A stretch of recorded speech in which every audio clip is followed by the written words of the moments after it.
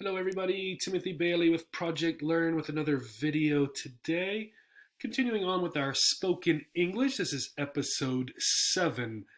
Today we're going to take a brief look at thought groups. So in the English language, we often organize our ideas in our sentences into something called thought groups. And I want to use this picture as an illustration of that. Imagine these little figures of people, the yellow, blue, green, and red, are a sentence. Well, here's a sentence.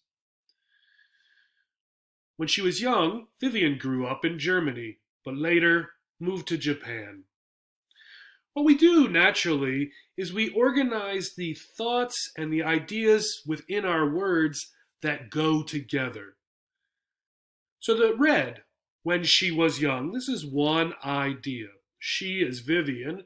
So when Vivian was young, when she was young, this is one idea that goes together. And there's a good way to see that for this example because we have the comma. Often at the beginning of sentences, the phrase or groups of words that come before the comma are often one thought group. Then in green, this sort of goes together. Vivian grew up in Germany. Okay? This is one group of words that give us an idea that goes together, right? In fact, this is a sentence itself. We could just say Vivian grew up in Germany with a period, okay? The blue is a short thought group, right? This tells us that there's a contrast and something about time, okay? So these go together, but later, okay? But later. And then here is another thought group, right? Vivian moved to Japan. It doesn't say she, we could say she, right? But the idea of move to Japan is a thought group that goes together.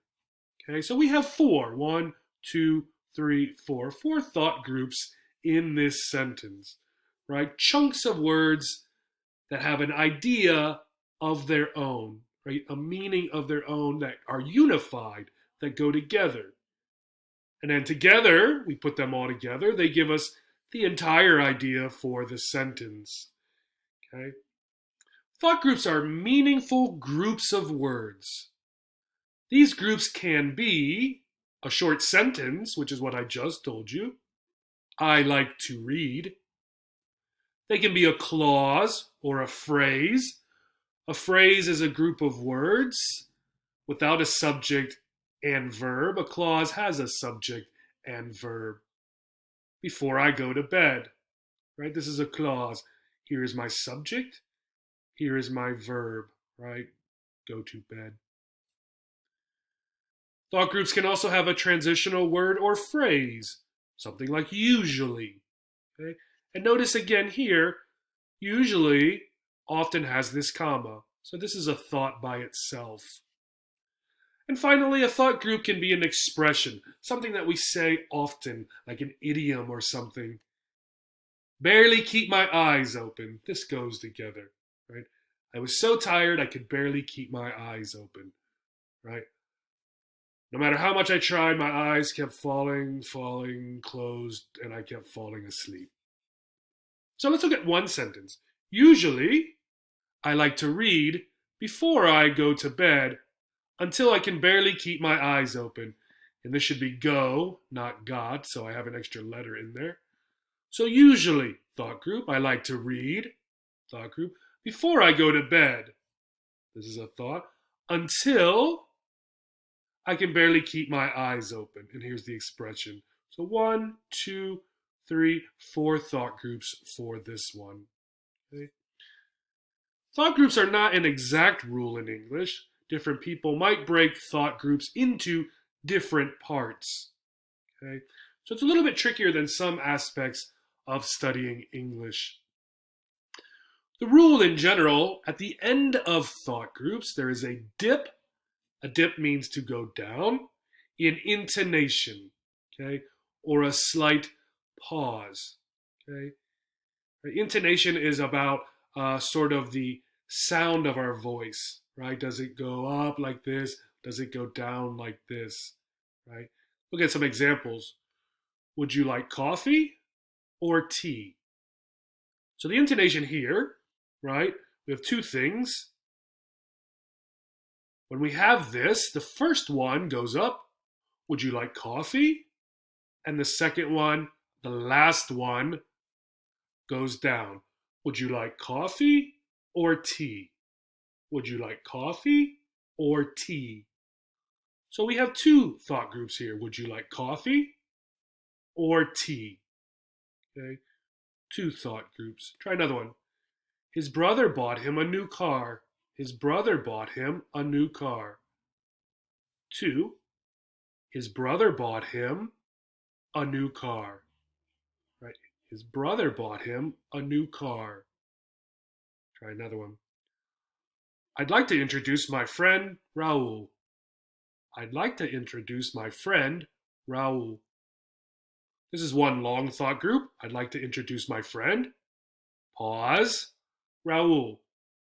I'd like to introduce my friend Raul. Excuse me. Now, we don't normally wait that long, but there is a pause here, right? I'd like to introduce my friend Raul. Each thought group usually has one focus, one important word. Okay? Here, would you like coffee? Focus word. Or tea? Focus word. His brother bought him, right? Here, probably bought a new car, right? This one here could be either car or new, depending on what we wanted to stress. Is it important that he bought him a car or a new car? I'd like to introduce my friend, right? My friend, Raul. Okay. So some practice. Wilma and Noah have been friends for 5 years. Wilma and Noah have been friends for 5 years. This has three nice thought groups that go together. So look at what these are, right? People, Wilma and Noah. Those are often a thought group together. Time is often a thought group together, 4 or 5 years, right? In the middle, have been friends, right? Often the thing, right, that the subject is or has will go together, right? So Wilma and Noah, the thing they are or have, and how long, okay? Wilma and Noah have been friends for 5 years. My teacher, who is from Nebraska, is very funny.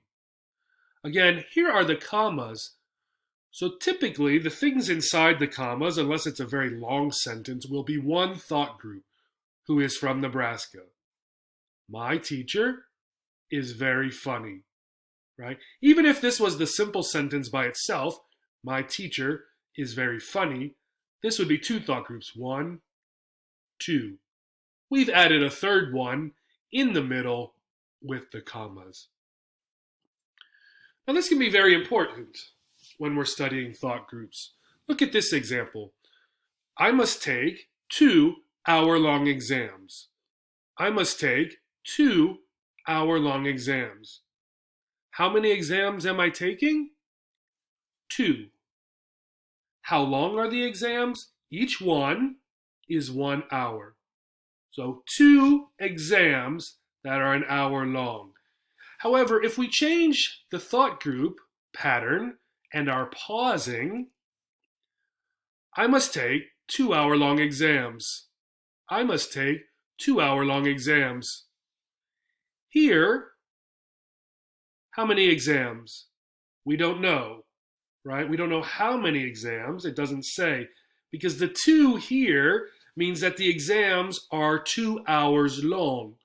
So it might be 2 exams, 3 exams, 4 exams, but all of those exams are 2 hours long. Okay. Now it's easy to see because we're reading this. However, if you were listening, if this was spoken English and someone was saying this, for the first one you would hear, I must take 2 hour-long exams. I must take 2 hour-long exams. The last one, the second one, I must take 2 hour-long exams. I must take 2 hour-long exams. Okay, so this one has a slight pause between the 2 and the hour that you don't hear here. Okay, So that can be tricky when we're listening to English. All right, a couple resources about thought groups. Go ahead and check them out. Practice them when you're writing or speaking. Think about what words go together in your sentence to make an idea by themselves. Okay? What is a thought group? I hope this was helpful. Thank you and have a great day. Bye bye.